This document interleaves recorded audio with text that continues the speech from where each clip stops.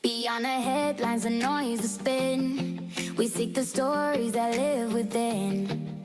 Past party lines, past powers disguised, we hear the truth in everyday lives. A space for voices, both gentle and strong. Beyond politics, where we all belong. Hello everyone, and welcome to another episode of Beyond Politics on Oz Arab Media, where we take the time to understand how decisions that shape our lives are actually made. My name is Christine, and my hair looks good today thanks to Laurent Hair Salon. And today I'm joined by David Saliba, the member for Fairfield in New South Wales Legislative Assembly. Representing one of the most diverse and dynamic communities in Western Sydney, his work focuses on strengthening local outcomes in areas such as community safety, opportunity for young people, and supporting families. This conversation matters because decisions made at the state level directly shape how safe, supported, and connected communities feel in their daily lives. David, welcome to the show. Thank you very much for having me. Of course, it is our pleasure. Let me start with the person beyond politics first. If you can tell us a little bit who you were and what shaped your values before politics. It's an interesting question. I guess we were all shaped by experiences. Like, I'm 40 years of age. I'm turning 41 actually in 2 weeks. So Amazing. I'm not looking forward to that. But You're an April person like me, looks like it. Yeah, April. Yes, Taurus. Taurus is a star sign. But I guess, we're shaped by experiences. And I guess when you look at one's journey, I think that stems from their childhood as well. Yes. I grew up in Cabramatta, particularly in the 1990s. And that was a pretty rough place. Right. It was the drug capital of the country. There was crime, significant heroin use, great people in the community, but there was a lot of suffering. And it was seeing all of that helped shape the person I am today in terms of wanting to give back, in terms of wanting to shape communities. Because Cabramatta, I grew up in a public housing commission estate there, and like, for example, and I've said this multiple times to different people about, as a kid, as a 5-6-year-old, I'd walk to my local school. I had a single mum. My mum did the best that she could to raise us, and she's done an amazing job. But you'd open the door, you'd walk through the corridors, and you'd see people literally using heroin in those corridors. And In the 90s. In the 90s, yeah. So back then, like, I walk the streets of Cabramatta regularly now. And now you've got all those security doors and security gates, but back then those corridors were just basically open. Wow. And seeing that as a kid and that being normalised, so syringes, heroin, crime and the like, and drug dealing, to be fair, especially as kids in school uniforms, like seeing that quite normalised wasn't cool. And like, for example, when I talk about drug dealing and the openness about it, I went to Sacred Heart Cabramatta, which I walked to. And then in year 5 and onwards, I went to Patricia Brothers College, Fairfield. And you catch the train to Fairfield and catch a train back to Cabramatta. And when you get off the train in Cabramatta, it was a well-known thing. And those that grew up in Cabramatta probably remember this. You'd walk out and you'd expect to see, like, maybe train inspectors checking tickets. What you'd have is 5-6 drug dealers just openly saying to people as you're walking out the platform, do you want some? Do you want some? Do you want some? And I remember that as a kid, I was like, bro, I'm in a school uniform. Exactly. So if I want to ask you, what did this tell you? Like, when I want to grow up, how do I want to change that? Did you tell yourself I wanted to be something in the government to stop this? To be honest, no, as a kid, because I didn't believe that was possible. Right. So when you grow up in that environment and, like, you've seen people struggle, I didn't really have, particularly probably before year 10, year 9, I'd say, I didn't have, like, an overly optimistic view of the future in terms of impact, in terms of, I would, if you were to tell me as a 6-7-year-old that, hey, I'm going to be a member of parliament, I'm going to do some of the things that I've done, I'd be like, no chance. Like, when did the idea start growing in your head that I want to be somewhere where I can actually do a difference? I remember I started dreaming about my future probably in year 10 when there was this careers guide. I don't know if people remember, there was a careers guide. And I remember I went to the school library and used to look at that careers guide and it explained all the different jobs out there. And that's when I started looking to the future and going, okay, like, this is a dream, like, this is what I want to do. And I guess when I reflect back in my life, and there's things that happened in my life, I got this like protector complex, and so that stems from as a kid just seeing some of the stuff that I've seen there, and so that's what shaped me to want to get to the military to protect innocent people. There you go. The police as well, because all the work that the police did in the area. Yeah.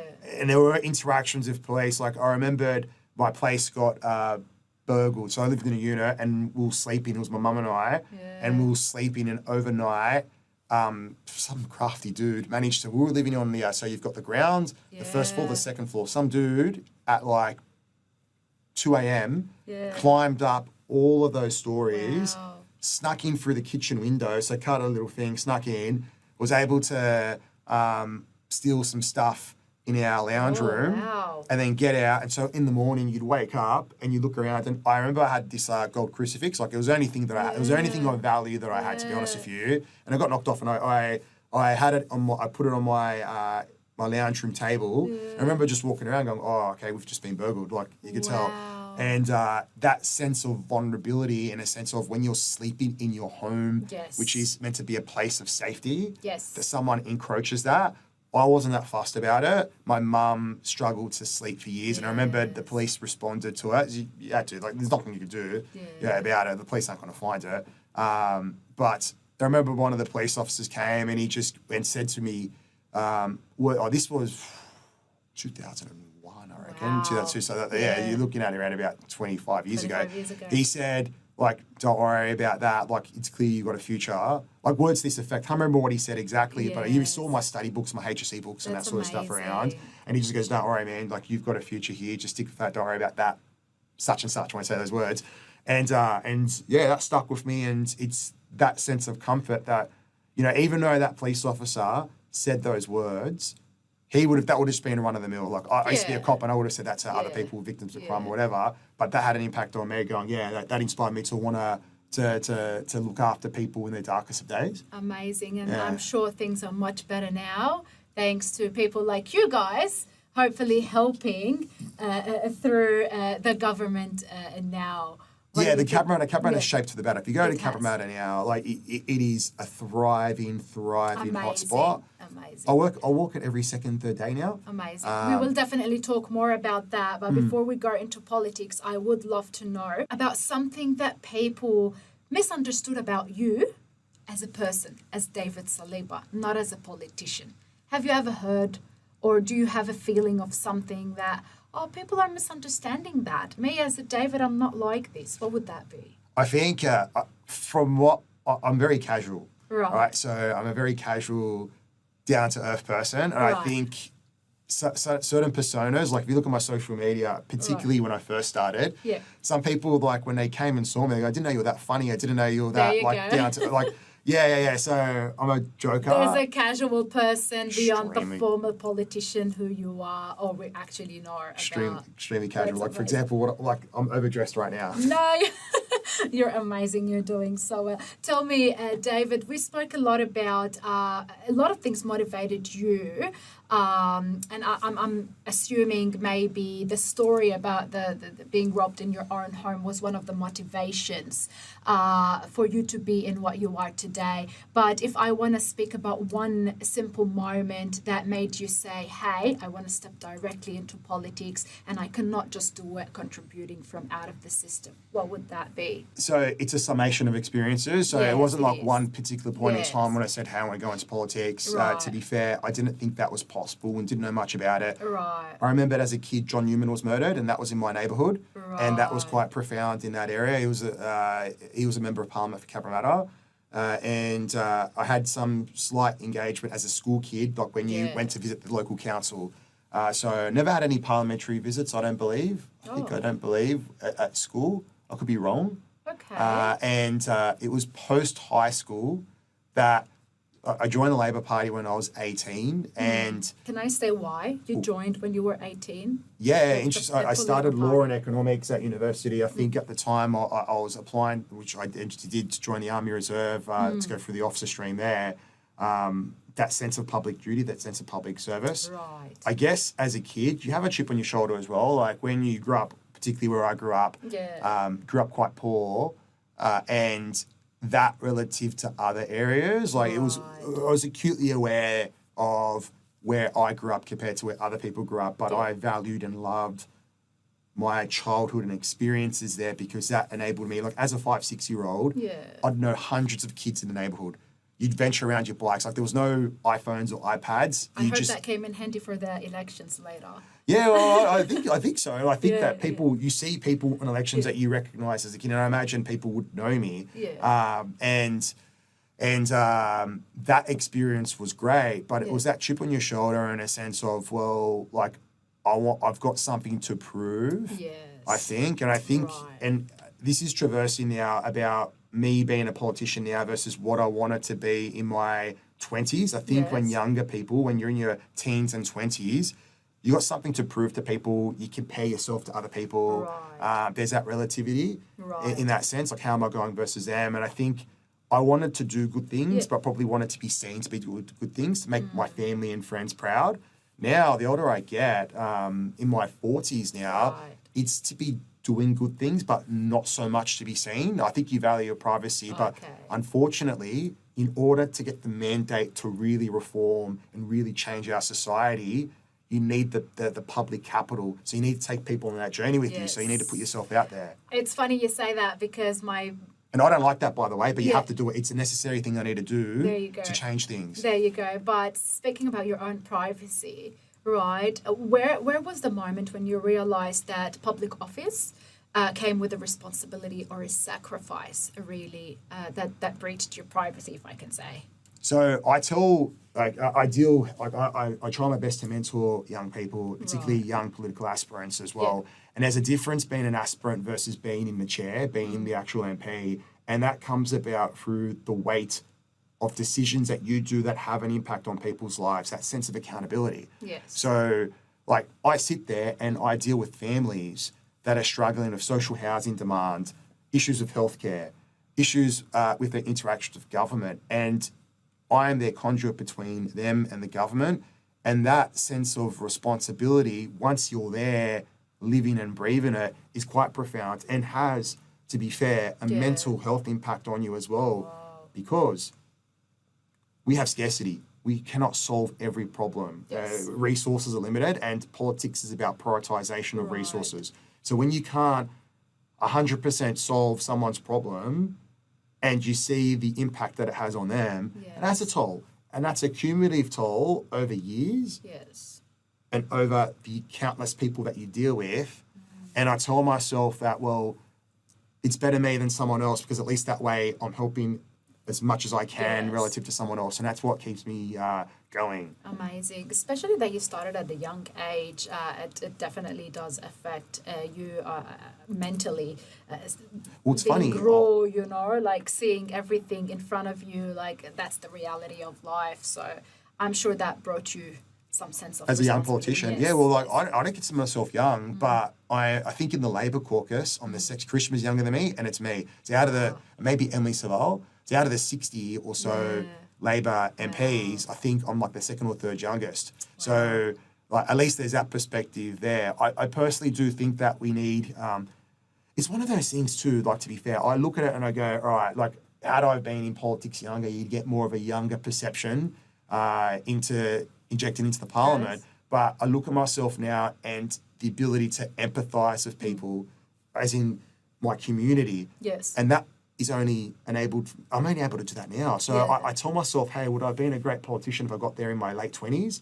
I don't know, because I think my life experiences have given me that sense of empathy, and empathy is so important for politics. And everything comes with a price, unfortunately, David. So that's how it goes. If you don't mind me start speaking a little bit about politics. Let's look at a policy you are currently impacting through your community, the Fairfield Hospital redevelopment. When it comes to major health infrastructure projects like this one, what part of the process do you think that the public is least aware of?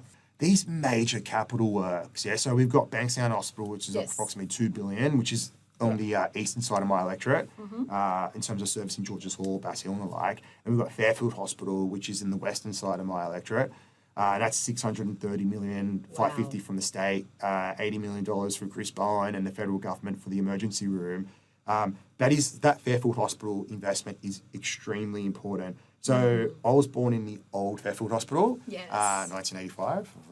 Dinosaurs are running around. Not really. Yeah. Don't make me look old now. No, come on. I mean, you're younger than me, 100%. I'm not going to say ask a female. Yeah, no. So, but in terms of that, so the new hospital was built in 1989 and hadn't received a major upgrade since then. Yes. And so that's pretty disappointing considering that, 30 years or so, and more than 30 years, that this hospital has just stayed static when the population healthcare needs have increased and is more complicated in terms of, what we need to do to help our people. So that investment's important, but I just want to outline why that investment's important too.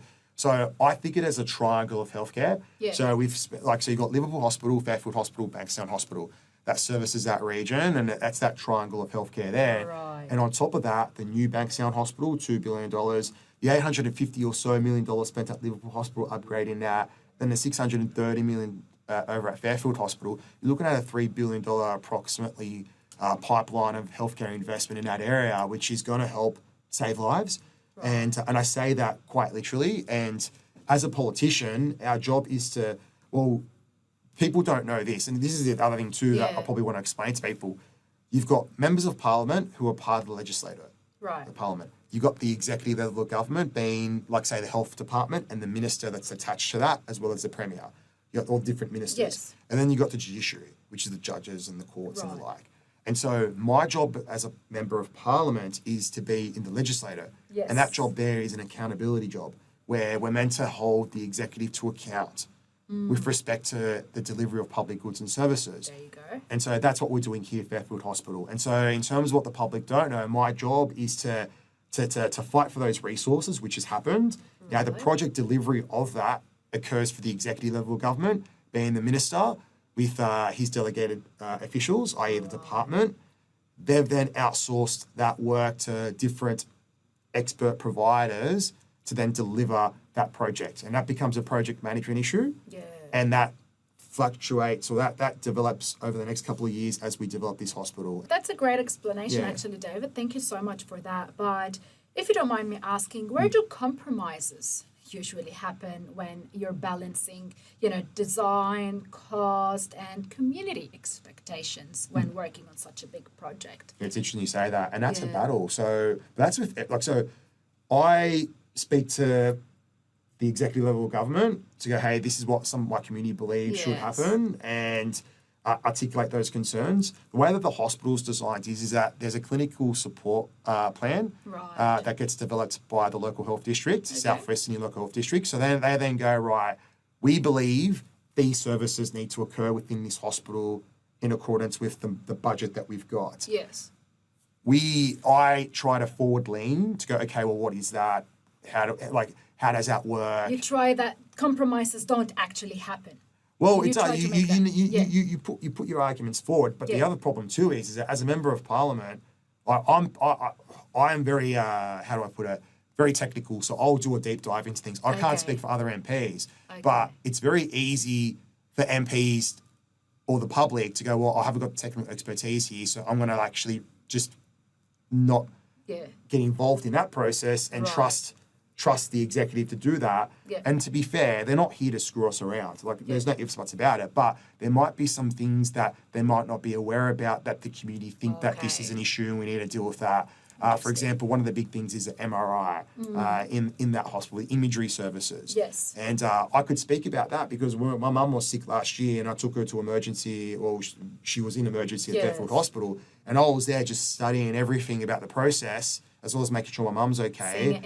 Seeing it in action. And like speaking to the staff, particularly imagery staff there. I was like, because she did some imagery stuff. What do you think you need here?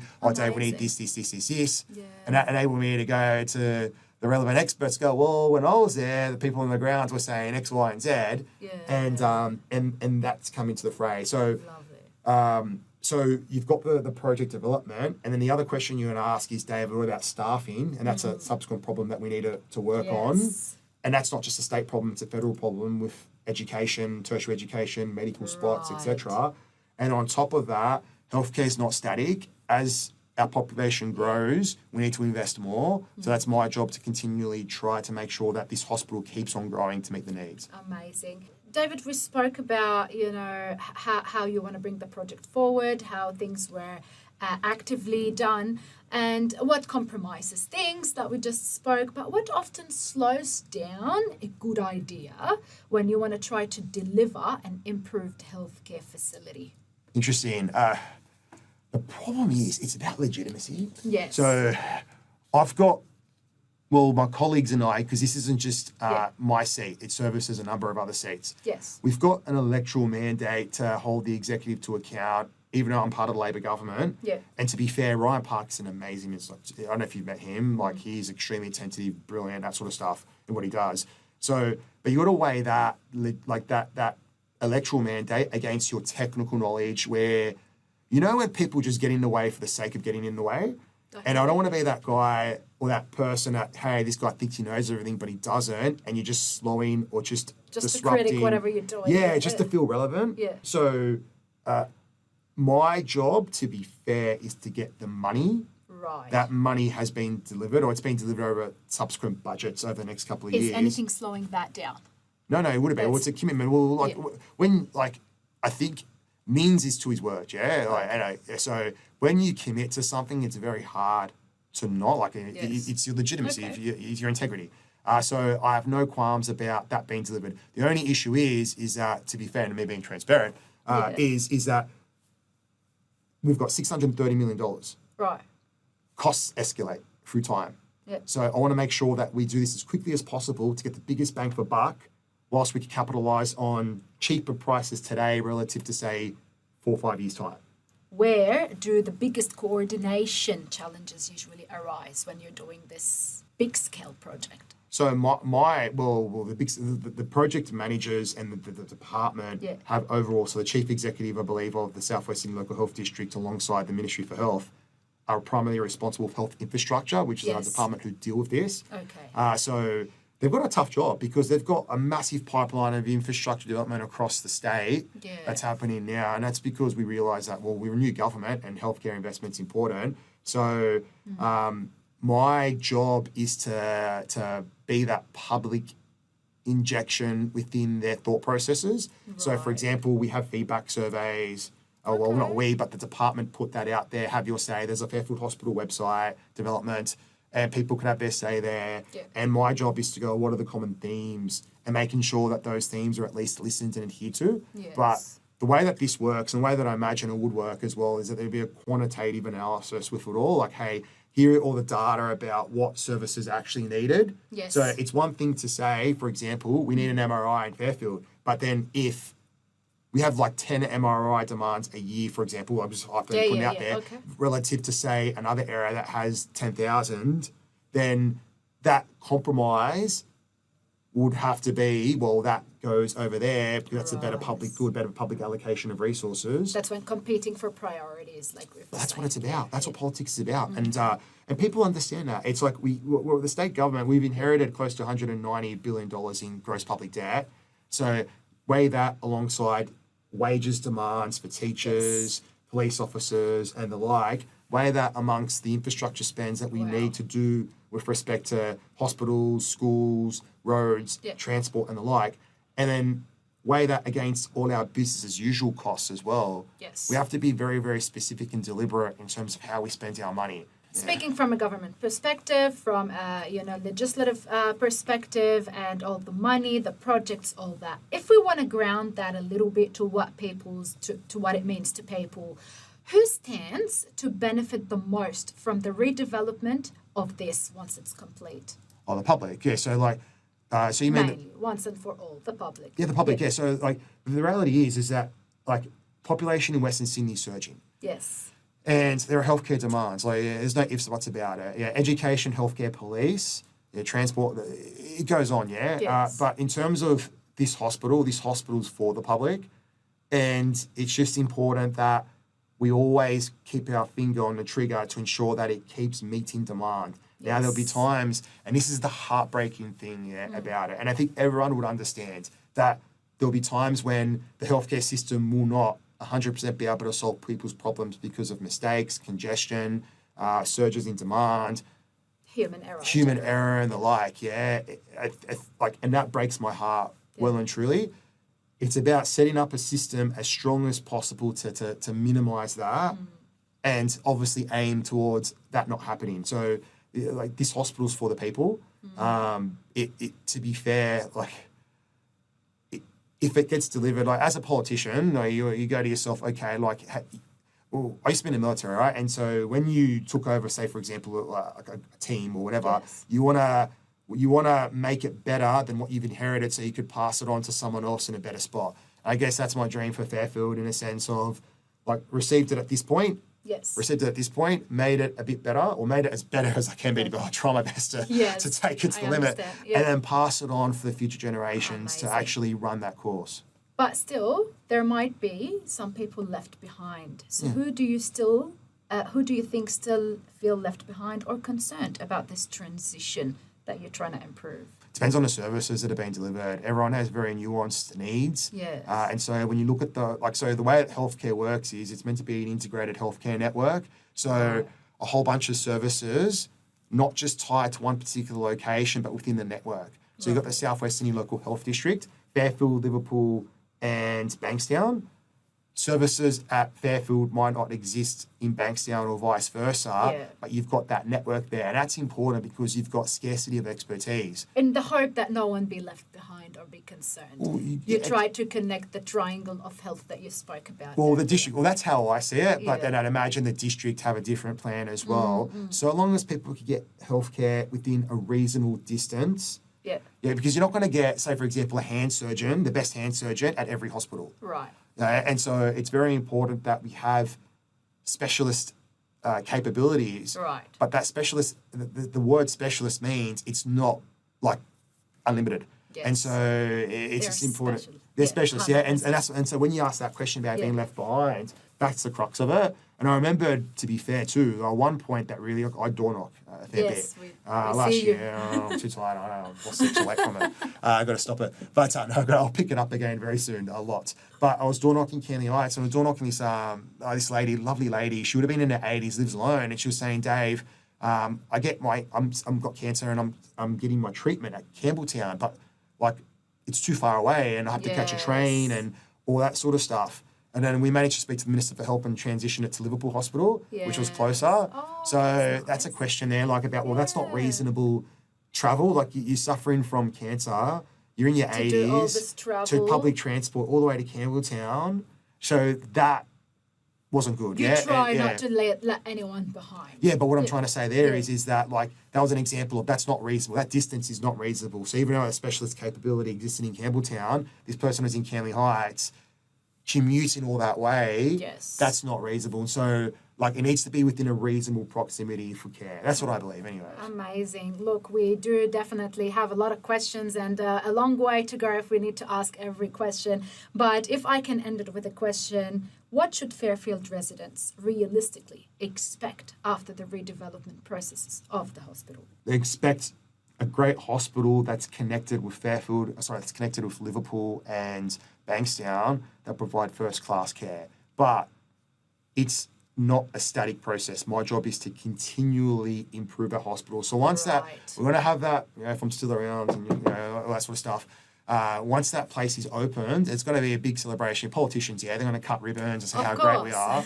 But that's not the end of it. That's not the end state. It's a continuous improvement of that hospital to meet the healthcare needs of our area. In addition to that, we've got an ageing population. People are getting older, so making sure that our aged care facilities, that our disability service facilities, that our specialist facilities are able to cater it, so we haven't got blockages in hospitals because of our ancillary services not being up to scratch. So, yeah. Speaking of ribbon cutting, when do we expect the ribbon to be cut? It's one of those things, right? So you're very conscious of saying this stuff because, like, you're told one thing, and I think everyone understands. I'm going to catch you in every No, the budget says, I believe, 2029, all right? Like, so that's what the budget said 2 years ago. But, like, to be fair, like, as a politician, you sit there and you go, oh, yeah, cool. But then, unfortunately, things happen. Like, along the way. And you just see it. Like when you look at the past, you look at all these big projects and all the time it's like, oh, there's a delay.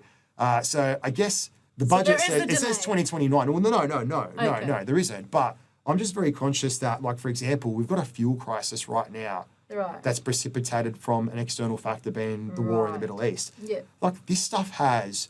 They slow things down, but expecting 2029, yeah. Like I've said that. Like, in the hope that it doesn't be delayed by something else around the world. No. So no, it won't. And the other thing too is that like we've got people pushing the delivery of that. And I'm very, very, very aware that every day that it's delayed, and it's not delayed, but every day it's delayed could be a life saved. Yes. And so when it comes to healthcare, 100%, we have to keep pushing.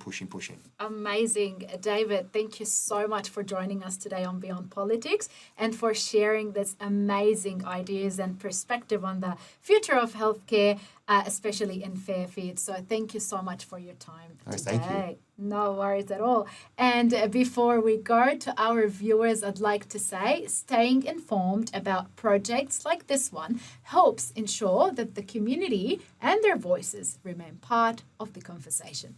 Until next time, stay engaged, stay informed, and remember that meaningful change often begins with understanding how decisions are made.